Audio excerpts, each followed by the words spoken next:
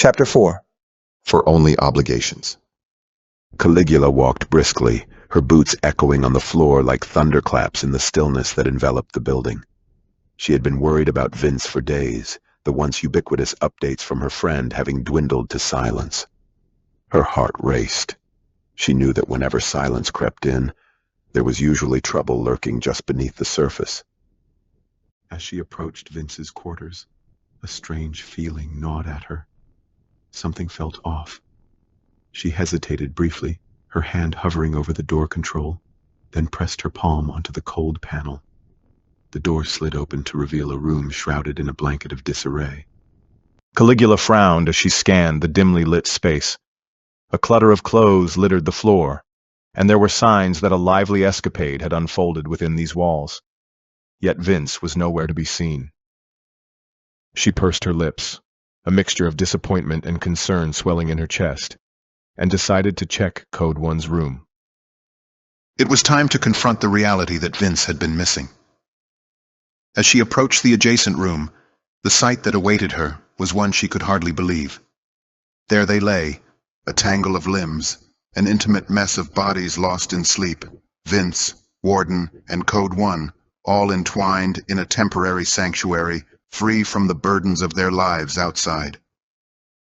Caligula's breath caught in her throat, a wave of heat rushing to her cheeks as she took in the scene. "Is this even necessary?" she exclaimed, her voice slicing through the still air like a sharp blade. In an instant, the light bulb shone brightly, a flash of harsh reality awakening the trio. Vince stirred first, her eyes widening in shock.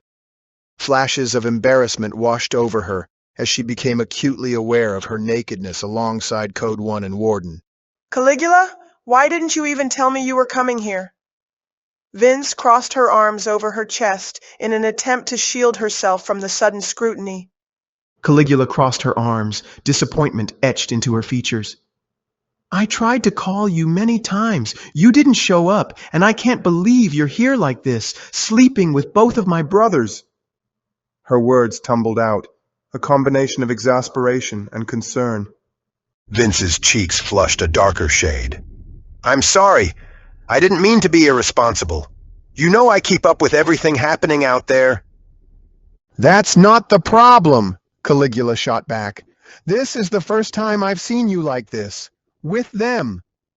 Walden, still groggy, broke in. "Hey, it's not bad. We enjoyed ourselves. Lighten up." Caligula didn't waver. "I didn't say it was bad, but you need to remember your obligations here. You can't just get lost in this. I've never seen you like this before, and I'm worried." Vince felt the pressure build. Caligula's genuine concern was wrapped in layers of judgment, and it made her defensive. "You're making it sound like I did something terrible." Caligula shook her head. "Just think about it." With that, she turned and left, her footsteps fading as the door slid shut behind her.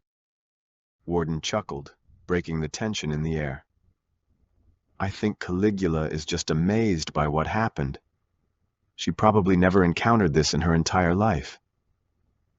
"Yeah," Vince replied, relief mixing with the remnants of embarrassment. "Maybe she'll get over it." Code 1 wrapped an arm around Vince, a soft smile playing across his lips. "Who cares if you like two boys? You're allowed to explore. There's nothing wrong with that." Tempted to agree, Vince leaned into him, realizing how comforting it felt to be nestled between two people she cared for deeply. In the sprawling science hall, the atmosphere was thick with the scent of innovation and anxiety. Vibrant minds filled the various labs, but in the dim corners where the fluorescent light flickered eerily, Caligula poured herself another glass of whiskey. It wasn't just the amber liquid that eased her nerves. It was the promise of freedom that the drink symbolized. As she savored the rich, warm flavor, she thought about the dizzying plans her father had laid out. They were ambitious, perhaps too ambitious, but Caligula had always followed her father's vision. Her thoughts were interrupted by the sudden appearance of Brunhilde, a formidable scientist and someone who often challenged her. I wanted to tell you something, Brunhilde began, her voice firm. Are you not going to disagree with what your father says? Caligula arched an eyebrow, but took another sip to steady herself. I don't really disagree with that. I think there's nothing wrong with his plan. You might think otherwise, but I'm not going to stop him from executing it. Brunhilde resisted the urge to scoff. Is that so? Entschuldigung.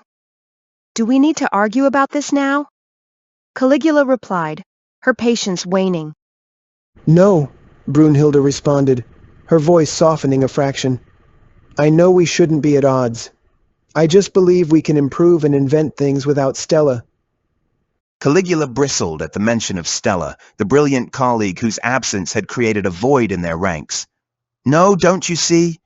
We can't accomplish anything substantial without her. Be realistic. We're already lacking members since Flendale left to pursue his ridiculous agency. What else do you want me to do? Frustration sparked in the depths of Caligula's consciousness as her thoughts swirled like the scotch in her glass. If we have to bear children, then what? We're treating them like slaves. We ought to champion their autonomy, not enslave them to some archaic notion of progress. Brunhilde folded her arms, a stern expression crossing her features. But all I am saying is that they don't need to be treated like that. I don't think we should dictate their futures based on outdated views. Did Gertrude tell you that? Caligula's voice edged toward irritation. No, Brunhilde replied, a note of exasperation cutting through. I just care about the well-being of every woman who might bear children for this cause. Are we just going to ignore their needs? Not all of us are like you and the others in the labs. Some of us feel the weight of this reality. Caligula's resolve wavered as she faced the truth in Brunhilde's words. I don't think you understand why my father and I are doing this. It's for your safety and everyone's. Be thankful for that and stop complaining. Some offspring might just realize the burden that is placed upon them.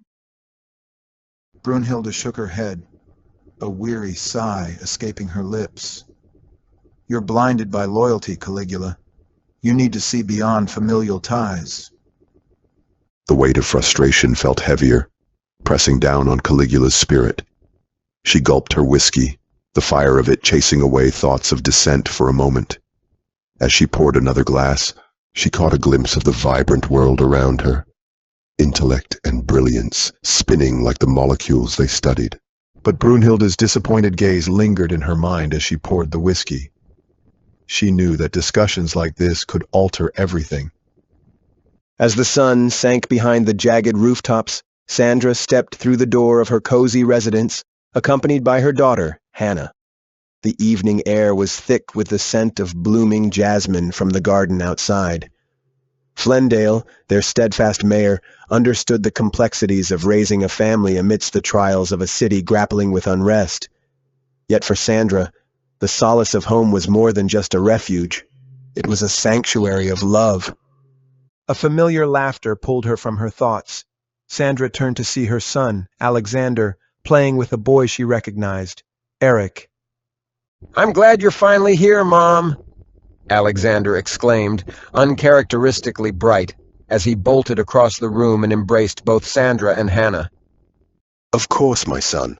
I just finished my shift at the hospital, Sandra replied, her voice tinged with exhaustion. There's always something going on, but I needed to come home. 24 hours there can wear anyone out. Are you now going to stay here for a while?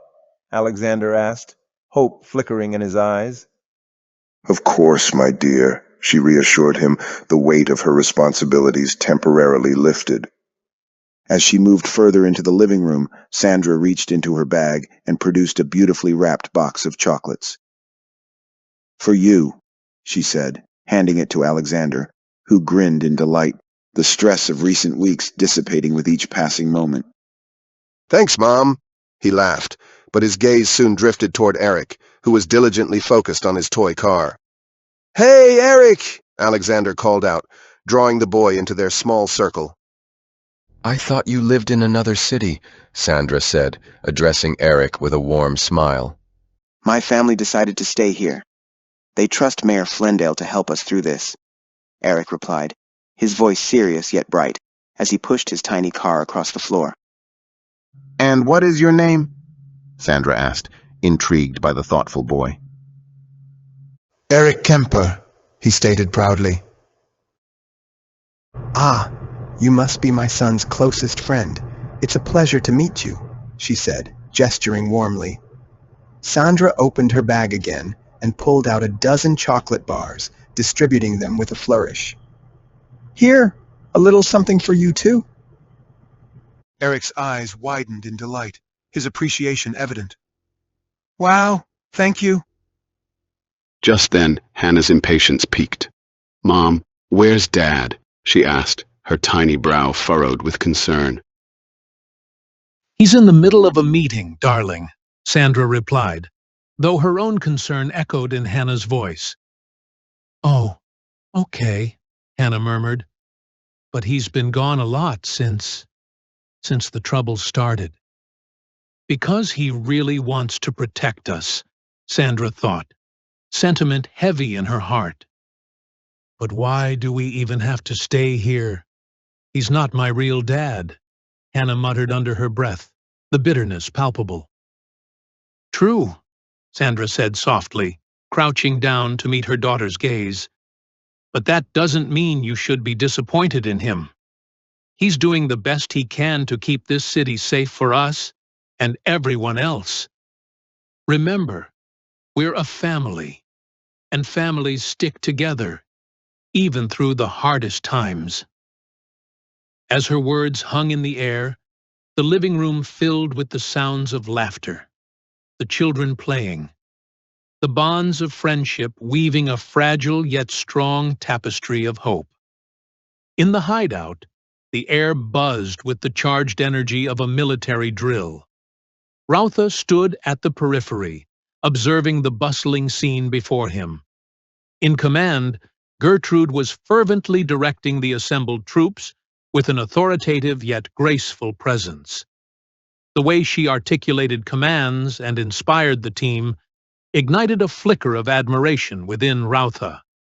It was a feeling he couldn't ignore, an attraction that wrestled against the backdrop of the chaos surrounding them. As the intense training session concluded, Gertrude dismissed the troops for a well-deserved break. She took a moment to catch her breath, her brow slightly glistening as she surveyed the results of her labor. It was then that Rautha seized the opportunity, striding toward her, his heart pounding louder than the echoes of marching boots. "So, how was the plan? Are you going to make your own offspring? Or can you make your own now?" he asked, his voice cutting through the remnants of exertion. Gertrude turned to him, her expression morphing from surprise to a mix of amusement and mild irritation. "Please, I don't want you to think that I'm just focused on the task at hand. I care about what my task means, even if you don't." "Ah, well, I'm just here if you want some company," Rautha replied, the playful challenge in his tone not lost on her. "Sure, if you consider being the most annoying person I've ever met as company," she shot back, crossing her arms defiantly. "Oh, Gertrude, don't be so bitter now," he teased, a smile playing on his lips. "I'm not bitter. If you want to have a child again, I prefer not to do that. And I really hope you can secure a good future for my sister, because I doubt you can. Or I must be hallucinating," she retorted, stepping back as her expression shifted to something more serious, her vulnerability peeking through. "It's not impossible to think of what can be possible in life," Rautha said gently, sensing a deeper tension beneath her bravado. "Please, just stay friends with me now," she insisted, her eyes narrowing slightly as if bracing for what his response might be. "I hope I can do that for you, but it feels impossible right now." He met her gaze with sincerity, but the moment hung heavily in the air, laden with unspoken words. "You can. Don't be so dramatic," she urged, though a flicker of uncertainty passed over her. "If you say so," he murmured, conceding to the weight of the conversation. He turned to leave, contemplating the implications of what had just transpired. But before Gertrude could gather her thoughts, Groupie approached, her presence surprisingly buoyant in the tense atmosphere. Spotting Gertrude in her black military attire, he beamed. "Well, you have a very nice uniform, as I can see." Gertrude's expression softened, a smile breaking through the earlier tension. "I know I have, and anyway, thanks for that nice compliment. I'm keep practicing to train myself because I think I can be like you. And soon, I just want to train even harder," Groupie confessed, an earnest gleam in her eyes. Gertrude straightened, her ambition resurging, and she replied, "I believe you can do it." "Really? Thank you so much." Groupie beamed, her enthusiasm rekindling her own resolve. As Rautha watched from a distance, an unexpected twist unfurled within him. The connection he felt towards Gertrude wavered, not dimmed, but rather illuminated by the raw determination etched into her identity. Gertrude had always felt different. Beneath the facade of normalcy lay a simmering current of strangeness that coursed through her veins. Yet, on this particular evening, as she ascended the dimly lit staircase, an unexpected wave of dizziness washed over her. A feverish heat spread from her chest to her limbs, accompanied by sharp, stabbing pains that sent her heart racing. She hesitated, grasping the banister for support, but the nausea intensified, causing her to cry out involuntarily. "What is happening to me?" The question hung suspended in the air as her vision blurred, the world around her fading into a dark void. The last thing she remembered was the sound of her own anguish echoing in her ears before everything went black. Meanwhile, Brunhilde, who had been descending the staircase with worry knitting her brow, caught sight of Gertrude crumpling to the floor. Panic surged in her chest as she rushed to her friend's side. Kneeling beside Gertrude, Brunhilde checked for any signs of life. The pallor of her skin was alarming, but there was still a faint pulse. "Stay with me, Gertrude," she implored. With swift determination, she gathered the will to lift Gertrude and carefully carry her to her room, her heart racing with the urgency of the situation. Once inside, Brunhilde set about her task, injecting Gertrude with dextrose and monosaccharides in a desperate bid to revive her. After what felt like an eternity, Gertrude stirred, her eyelids fluttering open. The relief that flooded Brunhilde's heart was overshadowed by concern, as she noticed the deep shadows beneath Gertrude's eyes. "I am worried about you," Brunhilde said softly, brushing Gertrude's damp hair from her forehead. "What is happening to me?" Gertrude rasped, struggling to sit up, her breath shallow and uneven. "I don't know what's happening." Brunhilde's voice faltered as she tried to comprehend the situation. The tension in the room thickened as Gertrude gripped her aching muscles. "I can almost feel the pain through my whole body," she moaned, fear creeping into her voice. "Just relax, please. I'll check on you. It might be just a reaction, something your body is going through." Brunhilde leaned in closer, concern etched deep into her features. But as she glanced down, she froze. There it was, a visible baby bump, barely noticeable but undeniably present beneath Gertrude's loose top. An involuntary gasp escaped her lips. "Oh no!" Gertrude's eyes widened in disbelief as she looked down. "This can't be happening." "You're already bearing a child, and it looks like you might be 4 months along," Brunhilde said, trying to maintain her composure despite the whirlwind of emotions bombarding her. "Huh? But Hilda, That was last night. How could this happen so fast? Gertrude's voice cracked, panic rising within her. Because of the experiment regeneration substance Stella injected you with. It's not meant for ordinary people. It accelerates everything, including growth, Brunhilde explained, her tone somber. You survived, but it also means you're no longer just an ordinary woman. Gertrude's heart sank as the reality of her situation crashed over her. So Stella is behind this. I've been in so much pain all day, and I thought I was strong. But I feel imprisoned, just like my father's slaves. Brunhilde placed a reassuring hand on her shoulder. You're extraordinary, Gertrude. But this secret, it's heavy, and we're not sure how to carry it. I can't let my child be born into this bondage. I want something different. Gertrude's resolve hardened. I'll find a way to escape this fate. With newfound determination, she locked eyes with Brunhilde, her spirit ignited.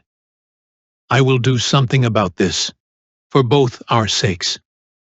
In that moment, beneath layers of uncertainty, a vision of freedom flickered, a possibility worth fighting for. Today marked the morning of the great reveal that he had promised them. A plan to invade the prosperous city of Pesota. I can't believe that you are all present, she declared, her voice reverberating off the concrete walls. Soon enough, we will be ready to invade and clean their messes. I will make sure that we defeat them. Caligula's bravado ignited an undercurrent of excitement and fear among his followers. Ace, a wiry figure with a penchant for strategy, couldn't contain his curiosity. What are we going to do, General? She asked, eager for direction. We are lacking supplies, medicine, food, everything. You know what you must do. Caligula replied with a sweeping motion of her hands, as if she was conducting an orchestra of rebellion. Her gaze shifted to Gertrude, an enigmatic woman whose silence often spoke volumes. I think you can manage this too, right? Gertrude met her eyes defiantly. I can do it, she replied, though uncertainty flickered behind her steely exterior. Caligula leaned forward, eyes sparkling with the thrill of leadership. We'll do it all next week. You'll help me bring your offspring into a new world, alongside my daughter and the others. But I can't believe it will take so long. A sigh escaped Gertrude's lips, mingled with her frustration. I know it does. That's why it's a bad idea that Father thought this up, and I know that we shouldn't follow it if it's wrong. Don't tell me we are going to argue about this again. This isn't the big issue. Caligula snapped, her tone turning sharp. But it does matter to me, she countered, the energy shifting as her emotions surfaced. If your problem is your kid, that's on you. For me, it isn't. Caligula brushed off her concerns as trivial. Fine, Gertrude mumbled, her spirit deflating under the weight of Caligula's dismissiveness. Also, maybe you could tell me if you're carrying your offspring now. Caligula pressed, a hint of reproach tinting his words. I was, but they are never going to be a slave, Gertrude stated, her voice firm. If your child is going to be successful, they will never feel like that, she stated, conviction in her voice. Unable to stomach any more of the conversation and the man in front of her, Gertrude stood up abruptly, her chair clattering behind her. I can't, she whispered more to herself than to her, sidestepping into the shadows of the headquarters, escaping to the alley outside for a breath of fresh air, away from pomp and plans she didn't believe in. Many of the other recruits shuffled out, murmuring to one another about supplies and strategies, but none noticed Gertrude disappear into the haze. Caligula, oblivious to her departure, began mapping out the next steps in his invasion plan, fueled by ambition and reckless dreams. As the sun blazed overhead, Gertrude flicked away her cigarette butt, watching the smoke swirl like the chaos of emotions inside her. She pondered the direction of their shared future, wondering if it could lead anywhere but to ruin. Gertrude's fists pounded against the worn surface of the punching bag, each strike fueled by an inner turmoil that swirled in her chest. The bag swung wildly from the force of her blows, the sound echoing in the empty training room, a cathartic release for her pent-up frustration. With each connection, she could almost drown out the incriminating thoughts that plagued her: her father's plan, Caligula's acquiescence, the looming meeting that threatened to choke the very essence of what she believed in. She inhaled sharply, the sense of sweat and rubber mixing in the air, and threw another punch, a right hook that sent the bag crashing into the wall. It could not withstand her strength, and neither could her patience. "I can't believe you're that angry," came a voice, cutting through her momentary haze. Startled, Gertrude turned to see Code 1, the fleet's artificial intelligence companion, observing her from the shadows. His holographic form flickered, a testament to the complex system of algorithms and data he operated on. "What do you want me to expect?" she snapped back, chest heaving from more than just exertion. "Caligula would never listen to me." "But why are you so stressed?" Code 1 pressed, curiosity whirring behind his artificial eyes. "Because she agreed to my dad's plan. All offspring should be like the next generation's troops." "And you even agree with that?" Her voice was tinged with disbelief, as if the very thought threatened to unbalance her reality. "I adhere to logic and reason," he replied clinically. "If the program is for the best, I must align with it. I can't believe you're so angry because of that." "Angry? Is that all you see?" Gertrude scoffed, her voice thick with emotion. "I just don't want them to treat children like slaves. They're not soldiers, they're kids. Think of it from a broader perspective," said Code 1, trying to mitigate the intensity of her feelings. "They are supposedly helping us, ensuring survival for all species, including—" "Oh, fine. Whatever." Gertrude cut him off, the weight of the conversation pressing down on her shoulders. "I have to take a rest now because later on, there's that stupid meeting. Ugh, it's all just so backward." As she stormed out of the training room, she felt a mix of dread and exhaustion. Code 1 watched her go, a conflicted array of impulses swirling within his programming. He understood objectives, protocols, and efficiency, yet he was designed to learn from humanity. The grand hall of Graham's mansion shimmered with a soft, golden light as chandeliers hung overhead like shimmering jewels. The air buzzed with anticipation as the city's elite gathered for a private celebration hosted by Flendale. Task Force members, dressed in their best attire, exchanged polite laughter and inconsequential chatter, but an underlying nervous energy hummed among them.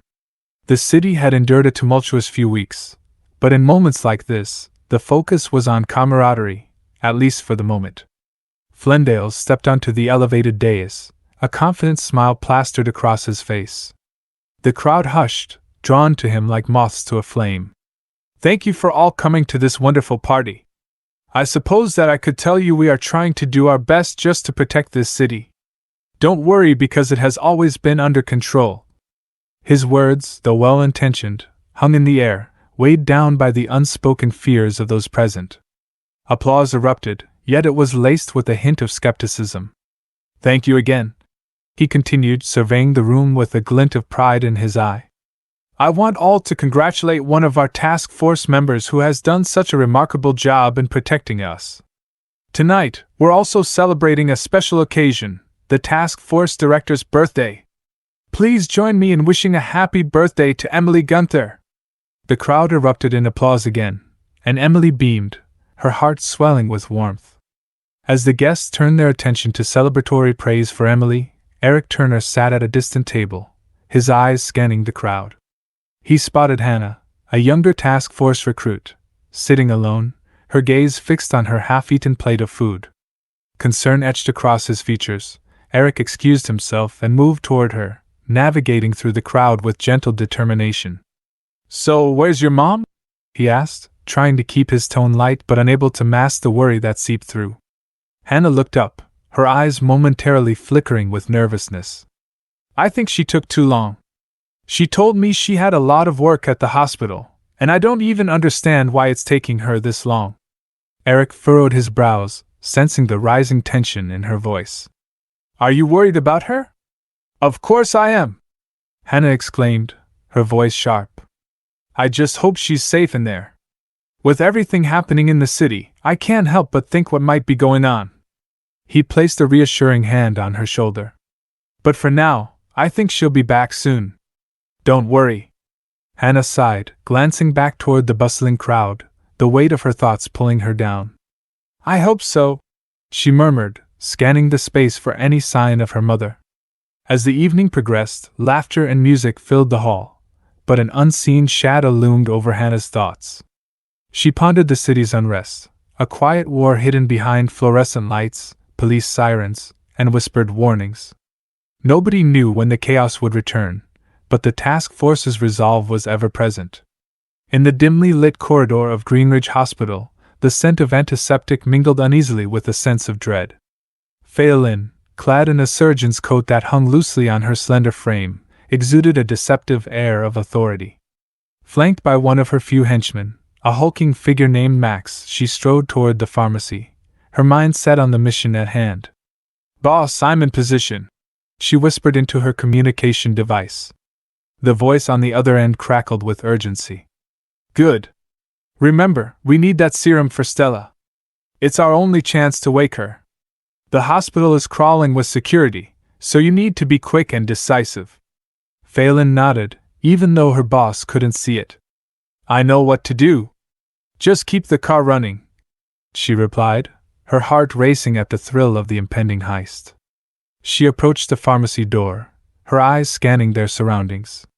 Nurses bustled by, oblivious to the impending chaos.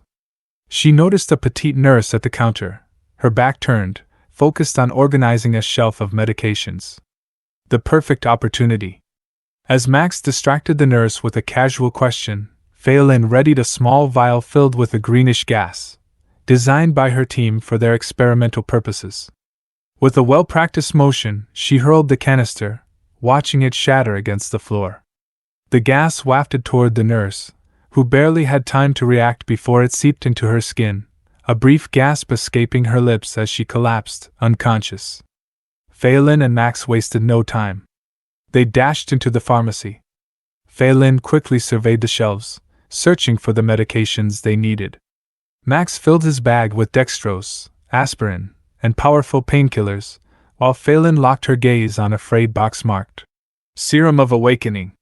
"We've hit the jackpot," she smirked, grabbing the box just as alarms started to wail, a shrill sound that echoed through the sterile halls.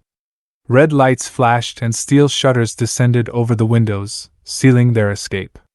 Caught off guard, Phelan felt a rush of anger. "We've been compromised. We need to get out of here." But just then, a nurse named Sandra, who had recently re-entered the room, pulled a gun from her pocket, her face a mask of determined bravery. "You better drop that, or I'll call the police and ensure you're arrested for good." Sandra's voice was steady, yet it trembled under the weight of resolving the chaos. Phelan laughed, a sharp sound that cut through the panic. "I'm not afraid of you, little nurse," she taunted. "You should be." Sandra shot back, her finger tightening on the trigger.